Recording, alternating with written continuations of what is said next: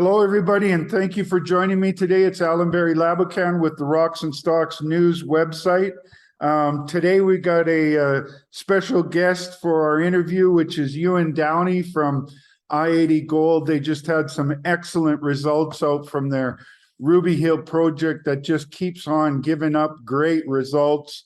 We've got a new feature today. We're actually live right now on Twitter Spaces. So we've got video, audio, and we got everything covered. Ewan, thank you very much for joining me. Thanks for having me on your show again, Allan.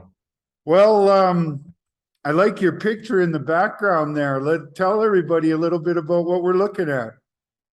Yesterday's news was continued success. We're having an exploration at our Ruby Hill project. So thought it might be good to try to figure out a way to get Ruby Hill behind me.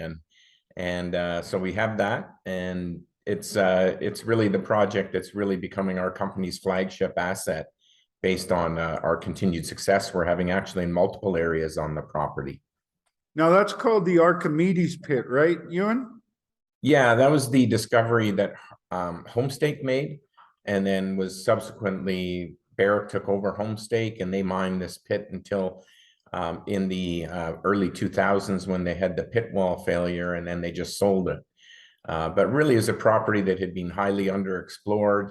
Waterton had done very little with it, especially in the way of exploration, and we saw it as being one of the most prospective projects in all of Nevada. So we signed a deal to acquire it from Waterton last year, and it's really achieved what we thought it would in terms of upside opportunity, and the various deposits are completely open for expansion. So it's a pretty great opportunity for us to build out what we think is going to be the next great Nevada gold operation. Now, this is interesting as well, because that pit, you are almost directly underneath it is where your 426 zone is. And then you keep going a little bit further, and that leads you to your Ruby Deep. So that pit gives you easy access to the underground stuff that you're finding. Yeah, in the image here, we're looking west. So the Ruby Deeps is underneath the west side of the pit. So it's the deepest zone below right at the west side of the pit. The plan is to put the portal in sort of about right here in the pit and drive out to the south out of the pit. And as soon as we drive out of the pit, within about 100 to 150 meters, we're going to be in the 426 zone. And the 426 is the first one that is intended to be mined. And then just in yesterday's release, we also added that right beside 426, we just discovered a new plus 10 gram zone that we've partially drilled off so far, right beside 426. And we expect that zone has the potential to add pretty significant ounces to this project for us. And high grade ounces. And you know, another thing that I think kind of gets lost on people, Ewan, is, you know, you've hit some grades and intersections there that are very exciting from an exploration perspective, but also we've talked in the past about the Lassonde curve and how, you know, you get that initial excitement in the exploration. Then there's a long development discount window that can last anywhere from 7 to 10 years. And then you get the production, which is your next big spike in the evolution of a company. You guys can narrow that Lassonde curve down to a very short period of time, which I think makes you guys quite unique as well. Yeah, I think so too. We expect to get our permits to start the decline in the first half of next year. And so we're starting to drive the decline, but we expect to drive through oxide mineralization as we're driving the decline that's probably running 1 to 3 grams. And we have an operating heap leach here. So when we run through that stuff in the decline construction, instead of just throwing it on a waste rock pile, we'll be throwing that on our heap leach pad. And then right about there is the mill facility. And the milling infrastructure right now, if you look at all the analysts who are covering the company, they don't talk about that mill. That's a CIL plant.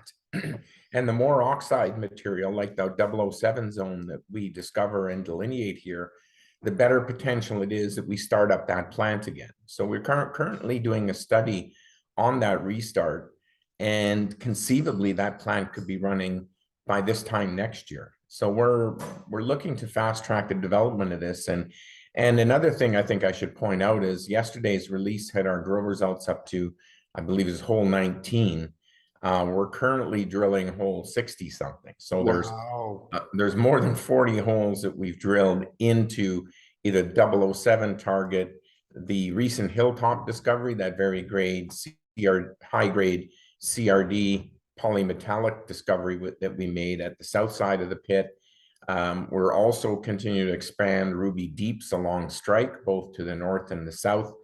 And we're now starting to do a couple of holes into the Blackjack structure, which is we've interpreted this big CRD corridor that runs from the pit southwards, which is that way, and in what we call the Hilltop corridor. And we think that that area is highly prospective for not only polymetallics or base metals, but also additional Carlin discoveries. So it's we have a large land package here, highly underexplored.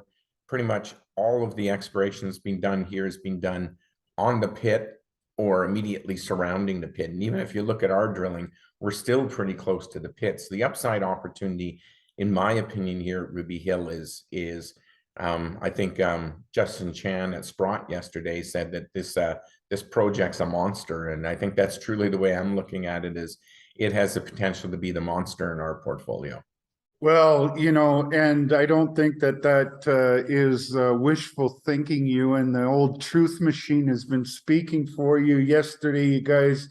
I'm just going to highlight or talk about these. Ruby Deeps deposit, one hole, 13.5 grams of gold over 11.5 meters.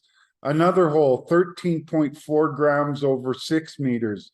Another hole, 14.8 grams over 12.3. Another hole, 10.8 grams over 7.6 meters. Another hole, 11.8 meters grams over 18.3 meters.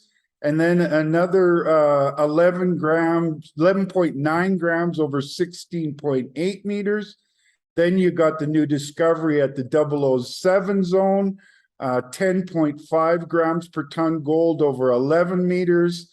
You got this new blue sky target where you hit 7.7 grams over 3 meters. I mean, wow, Ewan, you and your team got to be just elated. Yeah, it's not too often you just keep hitting this kind of grade. And the resource, when we acquired the property is owned by Waterton. They just were in the process of completing their own resource.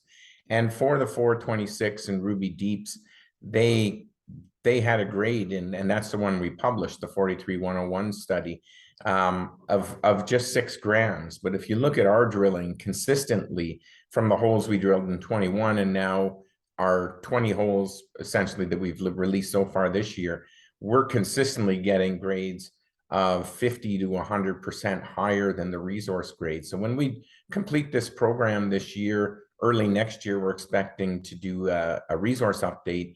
We are expecting a pretty material increase in the grade for this project, and that should result in a pretty material increase in the resource ounces. So we're pretty excited to get that done, call a cutoff date to our drilling, and get the new study done, because it should be pretty exciting for us as a company, and I think for our investors.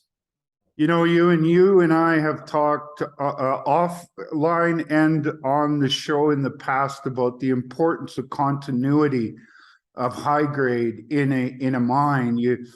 Sometimes we see projects that they've got wide distribution of high grade, but that gets difficult to mine. What stands out from this, as well as your Granite Creek, is the continuity of the high grade. It just quite impressive. Yeah, both projects are definitely meeting or exceeding our expectations even on what we expected to have. When you look at the Granite Creek, the South Pacific ore zone, essentially when you're in the zone, we've defined the edges, so we do have a few misses, but for the most part, we put on a press release, it's close to 100% hit ratio, and that's rare. So that really demonstrates the continuity of mineralization, and you know, there's more to come from that as well. We have the balance of our drilling from this year to release from South Pacific, and again, these grades that you just quoted are what we get at South Pacific too. So it's pretty unique, I think, to be drilling two projects that are both consistently demonstrating grades of 10 to 15 grams per ton. And the same at Ruby Hill. When we're in the main horizon, when we're delineating the main horizon areas, we definitely see very good continuity. And then as at the South Pacific zone, we are doing some step outs around the edges as well. Whoops, sorry, Allan. Oh, your dog is so excited, just wants to get in on the show. Yeah. Well, you know, that I keep banging on that continuity, Ewan, because you know, and not only is it you get a hit, like in some of these deposits, you'll get a hit here, you'll get a hit here, you'll get a hit over here. These are thick zones that you're looking at. That's got to be exciting for your mining operations, guys. Yeah, the true widths on the South Pacific zone, they're showing easily seven plus grams per ton. And then when you look at what we're doing at the at Ruby Hill, we're seeing true widths of up to 70 meters in areas. And so it's something that our mining team definitely are looking at, saying we think we're going to have a low, you know, in the cost per ton. The Ruby Deeps deposit definitely has the potential to be very low cost on a per ton basis for mining compared to the narrower high grade zones that people have or we have. So there is a lot of opportunity there for us. Well, and that, you know, that's the second thing that I like to say, you know, continuity is king, and margin, or one of them's king and queen. I don't know which is which, but yeah, you know, when you get that kind of a situation, you look to be an extremely low cost producer. And not only does that usually get you a premium as well as Nevada, you know, you've got a heck of a good combination there to expect a premium valuation, because that high margin stuff makes a lot of money. Definitely. And it's not too often that you, especially in this day and age, you're seeing people drilling off deposits in the 10-gram range. We're seeing low grade deposits being mined of like 0.3, 0.4 grams often, and underground mines. Even if you look at in Premier, our Mercedes mine at about 3 to 4 grams was our Mercedes mine in Mexico. So these operations we're building in Nevada are at least twice the grade of Mercedes, and in some instances up to 3 times the grade. So that should result in much higher margins once we start mining as well. Because you're insulated somewhat from inflation, right? You and like, you know, when you're moving those big tonnage of rock in an open pit situation, you've got a lot of cost increases there where, you know, you can be somewhat insulated because you're going underground. You don't need to move as much rock to make that high margin. Yeah, for sure. You're moving significantly less material when you've got an underground operation as compared to an open pit operation. So the being insulated from the rising fuel costs is definitely something that you hope to see and you expect to see from high grade underground operations, or from underground operations, period. But then when the grade starts to creep up to 7, 8, 9, 10, 11 grams, you move even less material to get those ounces. So it really helps with the margin when you see an inflationary environment like we have today. And the mining widths also bode well, that we're seeing in multiple locations as well. So it's a good situation to be in, Allan. It's really something we're excited about, and we're We're going to continue to hopefully fast track the development of these projects. So ultimately it results in significant cash flow generation for this company. And hopefully it's not too long that I'm on the show telling you why we're giving back to our shareholders. Yeah, well, yeah, that, you know, that I see a couple companies such as Mag Silver right now, you know, they've got a high margin situation for silver down here where I live in Zacatecas. And, you know, they're talking about the potential for stock buybacks, dividend payments. You know, you've also got the potential to use that for acquisitions. So you're getting close to, you're not that far away from being in a similar situation. Yeah, we think we're 2025 is really going to be the year that really flips the switch for us in terms of cash flow generation, and 26 should be really strong. But we're looking to continue to grow, not just with these underground operations. We're currently working on permitting the open pit at Granite Creek. It's a roughly 1.2 gram open pit project we have there. We'd like to build that ultimately with cash flow in the future rather than using debt or similar instruments. So that's an important piece of our growth in the future.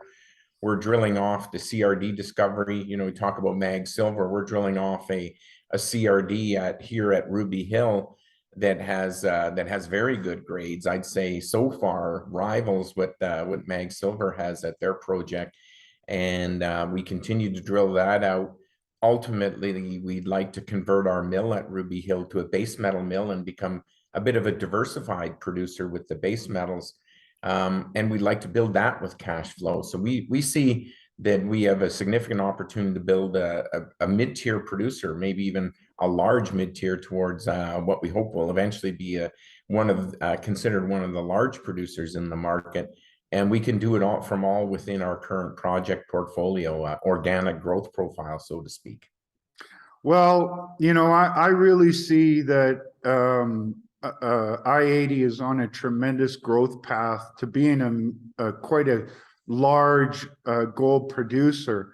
But what really impresses me the most, Ewan, is the potential to be a big producer of high margin gold or base metals. It looks like you've got the chance as well with your CRD.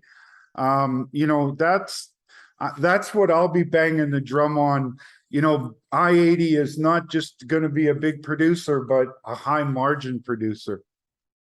Yeah, I think you're right there. And as you were saying, the lower cost too is every one of these sites is road accessible. Everyone has grid power, so we get our power from the Nevada main grid. And we're not relying on diesel generation. These aren't remote projects. They're pretty easy to get to. There's essentially, you can fly if you wanted to fly in. You fly in a plane to almost every site because we have a runway either very close by or nearby enough that it's a short drive that if you, but you come off Highway Interstate 80, I-80, and you turn into our projects, and any kind of car you can bring to get to our site. Well, as at Eureka there, I did a Google Earth search, and that pit you're looking at there is a stone's throw away from Eureka, Nevada. You guys could probably have a cheeseburger at lunch and get back on the property before your lunch break is over. Yeah, roughly the bottom edge of this image is the town of Eureka. And we have one of our company houses is right on the edge of town, overlooking the pit. So when you're in the house, you can just look over, you see the drills going, and you can hear them if you have the window open. So it's for me, it's a good way to go to sleep with the drills on. Well, before I let you go, Ewan, one of the things that I really think people are missing the boat on with you guys is your CRD deposit. I mentioned Google Earth because I was looking at the structural story, and then I looked at the maps you guys, of your geology. So you've got the right plumbing system with the faulting, and then you've got a big package of rock there that goes from in that pit all the way to the 2 kilometers away. You've got the edge of your ground, and you could fit a Taylor deposit inside of that quite easily. And for my viewers that were watching the Arizona mining story, that was a phenomenal win in the market when Arizona Mining sold the Taylor deposit in over $1 billion. It looks like you guys not only have the chance of having that size, but your grade. I keep going back. Like this Ruby Hill project just blows me away. Everything kicks out high grade. Yeah, and I think when you speak about that size potential, it is this. We have the Blackjack deposit that is immediately underneath the pit, so straight underneath the pit. Barrick and Homestake actually discovered a base metal deposit. We call it the Blackjack deposit. We're bringing that to 43101 resource, and we're currently actually doing some drilling there at Ruby Hill. So we're doing a couple of test holes to the south, as you mentioned, from Blackjack. We announced a few weeks ago that we discovered another CRD area that we call the Hilltop Zone, immediately south of the pit. And then there's this big structural corridor that runs along here underneath the alluvial, that's all alluvial cover there. So there's no outcroppings. But based on geophysics, there's a big structural trend that runs down there, and as you said, for approximately 2 kilometers. And then 2 kilometers away, where it comes up into the hills, is the FAD deposit, or the original Ruby Hill mine, and where Paycore has the FAD deposit. And that essentially 1.5 to 2 kilometer area of that hilltop structure between the two is completely undrilled. And so we're just doing geophysics there. And between you and I know we're live, but we're on our second hole drilling in from the hilltop deposit. We're drilling back towards that hilltop structure and where the Blackjack deposit is, and we're, if that hits, then it's really going to point out that this CRD target could be world class. And when you talk about Taylor, if you look at our grades so far and a lot of the drilling into Blackjack, I'd say that the Taylor deposit for me is a little low grade, and we're hoping to have something significantly higher grade than that, which means you don't have to be big. From your early results, you're something in the factor of double the grade, aren't you, Ewan? I think if you look at our first hole into what we call the upper hilltop zone, was 40% lead zinc with 15 ounces per ton silver and almost a gram gold. That's, I don't know, I think if you look at the average grade of the Taylor deposit, that's probably 5 times the grade. Wow. So I don't think that zone's going to be a big bulbous deposit, maybe like Taylor was. But when you have grade, you don't need as many tons. So we're definitely excited by the grade. Visually, as we've done follow-up drilling, we're seeing a lot of what looks to be very high grade massive sulfide or semi-massive sulfide mineralization. And this target is completely open for expansion. Well, and that's the nature of these CRDs, right? You've got the fluids coming up along the faulting, and then they hit this permeable rock and they sort of spread out. And so it's not really waving your arms too much to think that Hilltop is connected to Blackjack and then keep going towards Paycore's FAD deposit. Yeah, for sure. We think that this is we know that there's these major fault structures that run through the area. And as I said, mostly the largest structures here are under the overburden. So the old timers hadn't found this area because it just didn't outcrop. And when you look back at the history of the Eureka District, so the Ruby Hill property, the Eureka District saw production, I believe, is from 1864 was when it started production, and it had 100 years of essentially continuous mining up until approximately 1966. And that 100 years was entirely CRD. And then the district sort of went dormant. There were a lot of segregated landowners. Homestake came in the probably the late 1980s, early 1990s, and consolidated a big piece of ground on the north end of that trend, right where this pit is. And when they made many acquisitions from either local landowners or from other smaller companies to put together a big cohesive land package, and then started a larger, more modern day, so to speak, exploration program, and found the Archimedes pit almost immediately. And that subsequently went into production. They did a little bit of exploration, found the Ruby Deeps deposit, found the 426, found the Blackjack zone, and then had the pit wall failure and got rid of it. And so that was minimal drilling on those new zones. And yes, all three were completely open for expansion. So just partially drilled. When we did the due diligence on the property, we looked at these targets and said, these things could go for kilometers. So, what an opportunity to find sitting right in a great little mining district of Nevada that was owned by Waterton, and Waterton has been of late selling off all of their assets. And Waterton's actually closing shop. It's a private equity fund. And we were fortunate to be able to acquire what we saw as their top two projects. The Granite Creek project came from Waterton, and so did the Archimedes, or the Ruby Hill project. So we think we cherry picked the top two projects that they had in their portfolio. And I believe that the success we're having at both of those really speaks that we made the right acquisitions. well, and speaking of that, getting assets from Waterton, the Paycore next door to you also got their project from Waterton, and there seems to be the potential that you've got that same faulting and permeable rock that goes all the way from Blackjack over to their FAD zone. I don't know what they're calling their CRD zone.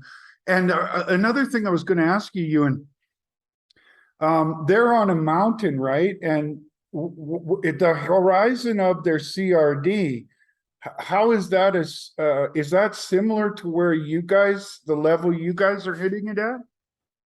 The FAD deposit is actually in the Eldorado Dolomite rocks.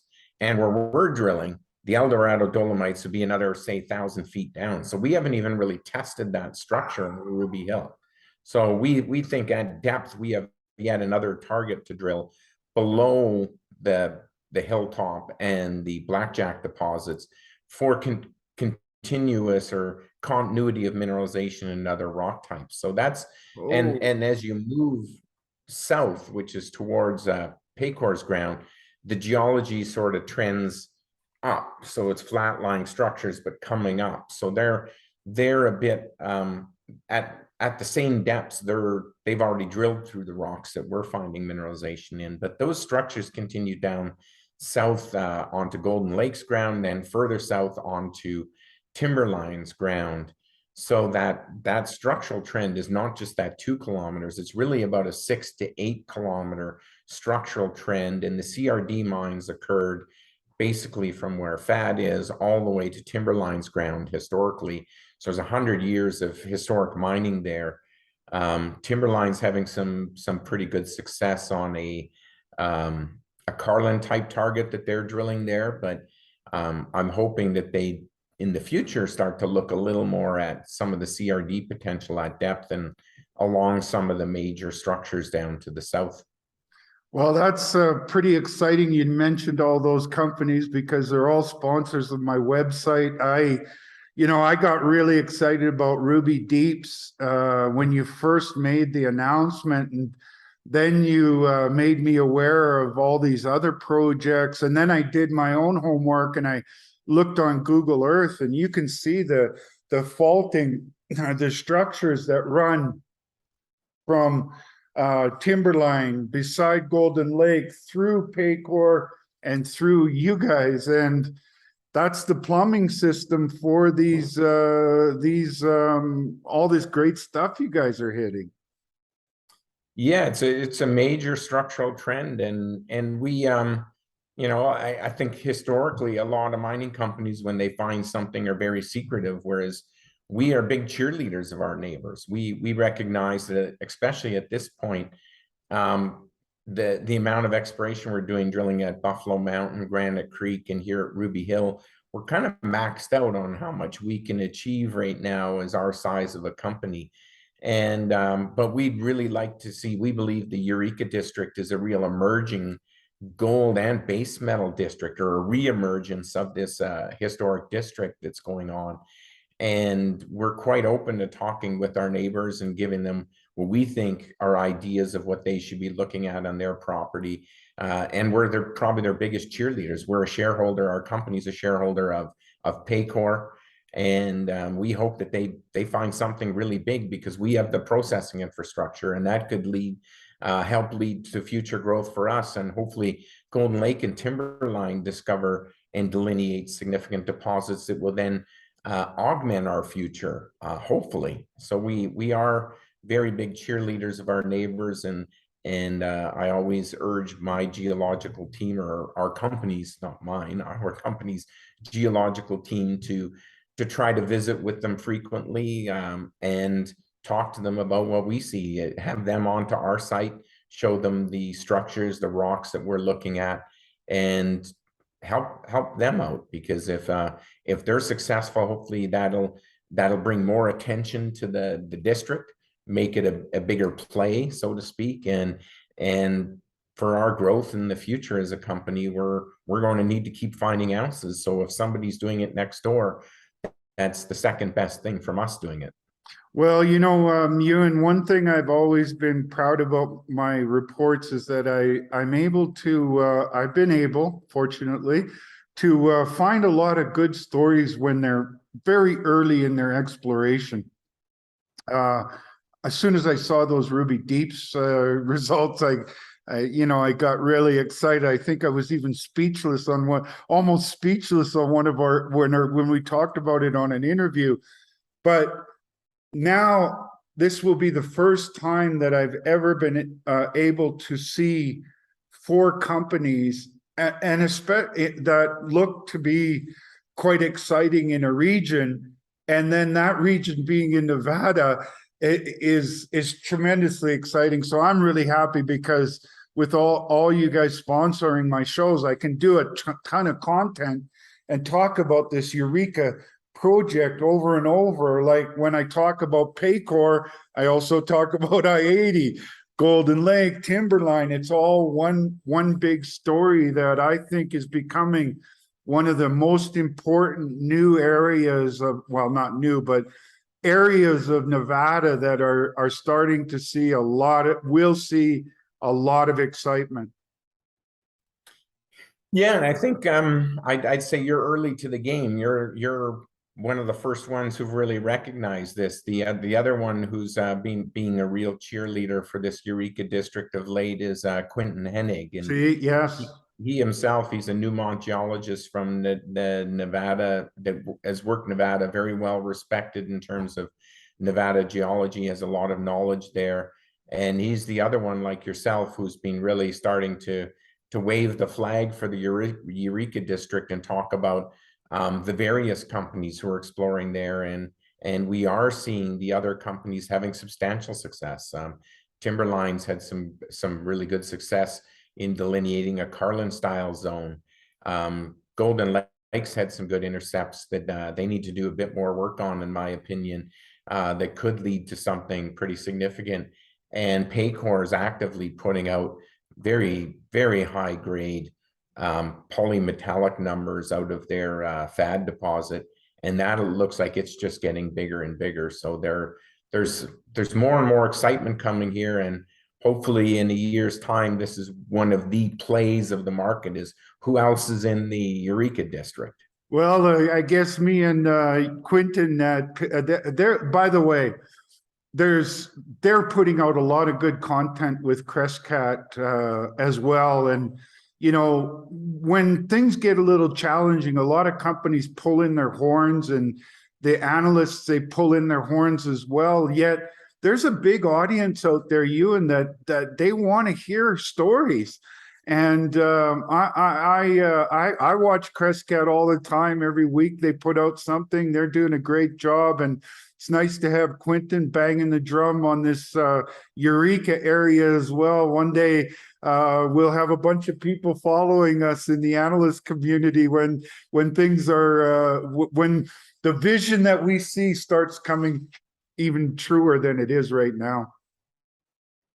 Yeah, definitely.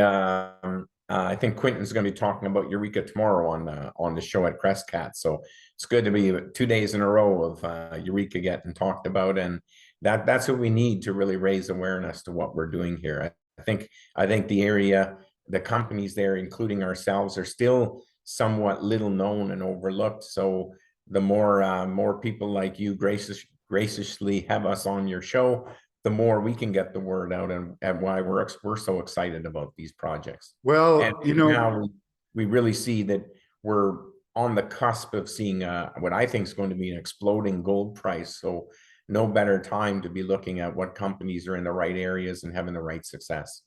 well, let's close it off on that, Ewan. I wanted to talk to you about that because I've started doing a bunch of shows on Twitter Spaces, and they're more of a podcast audio thing, and they're kind of easy for me to get up and running. And what I've been talking about is just there's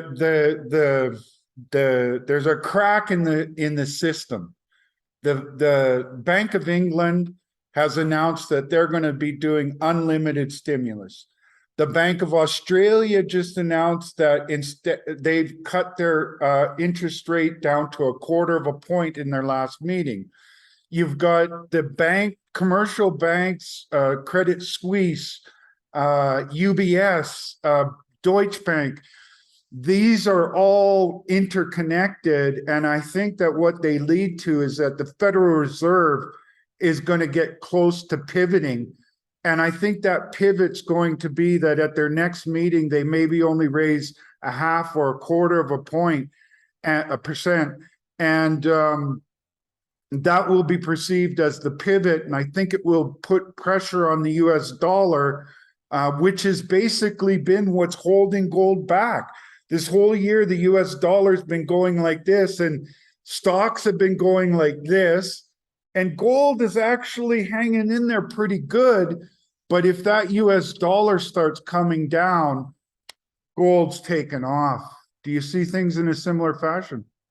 Oh, yeah, I completely agree. I think the Central Bank of Canada, the Fed, these guys are supposed to be essentially doctorates in economics and finance. And to me, they're not very bright ones. Maybe that's why they're working in government rather than industry. But,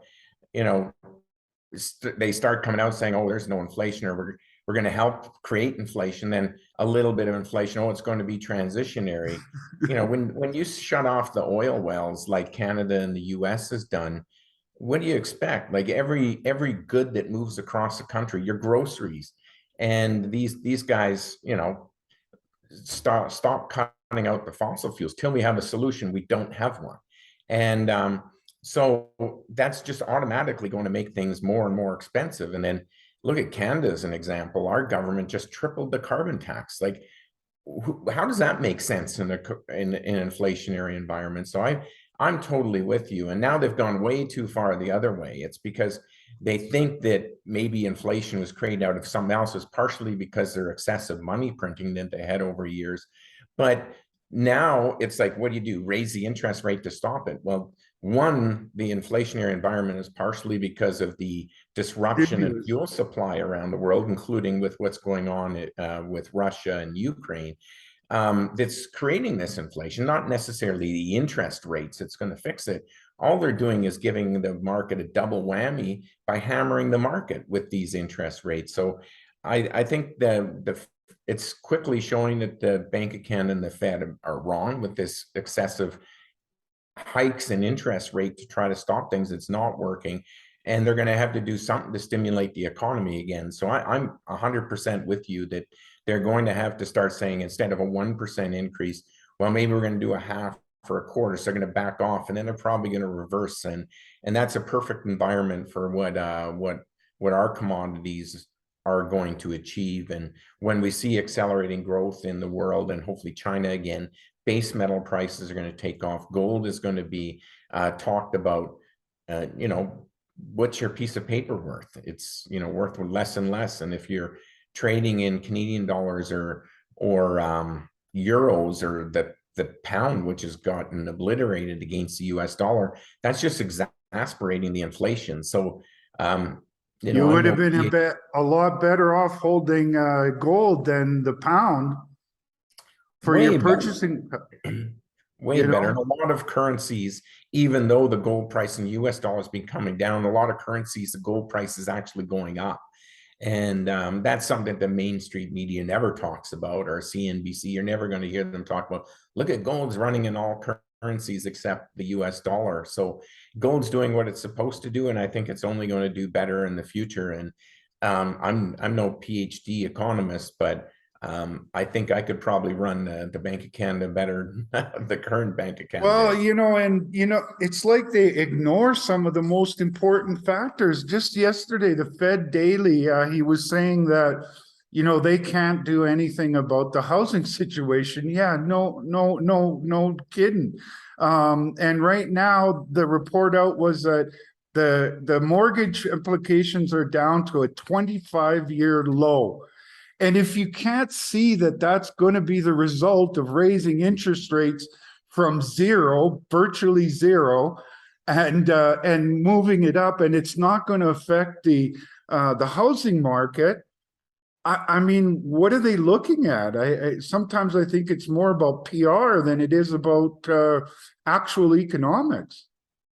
Yeah, I think we could do a whole show on this topic, you and I, Alan. Exactly, It's exactly. crazy. I think what we really need is more people in government who actually have some experience in business. They actually, there's one thing about learning, having an academic business education, and another thing, knowing how to build and run a business. They're two totally different things. And really running a country is like running a business. If I ran my business like It the should be. government's, It should yeah. be.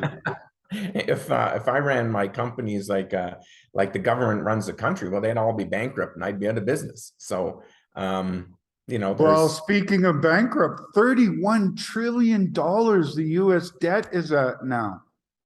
yeah, that's why And you own gold. And don't buy paper gold. You got to and own the physical, because paper gold, the government can steal it from you. They can't take away what's in your hand. well, I like even better gold in the ground, Ewan, because right now that's being discounted. Look at you guys. I mean, I can see, well, I don't want to wave my arms too much. Sometimes people say I get too enthusiastic, but I can see the making of a big gold mining company, and you guys are, and with the CRD kicker, and you guys are trading at a valuation that, is extremely cheap considering what you guys are building. Yeah, you couldn't, for our current market cap, you couldn't build the Ruby Hill plant and the Lone Tree plant that we have. So just to have, never mind the resources, just to have those two processing infrastructures would cost you, probably the two of them would cost you about $1.5 billion to construct today. So about double And your valuation. almost triple, yeah. So that's the way I look at it. And as you've pointed out before, I've been a pretty material buyer of our own stock in the open market in the roughly year and a half we've been around. And that's because I just see the value proposition here being so significant, not just because it's our company, but I really see that these deposits are pretty fabulous. We've got the infrastructure, we've got the ability to build them because most of them are permitted or partially permitted.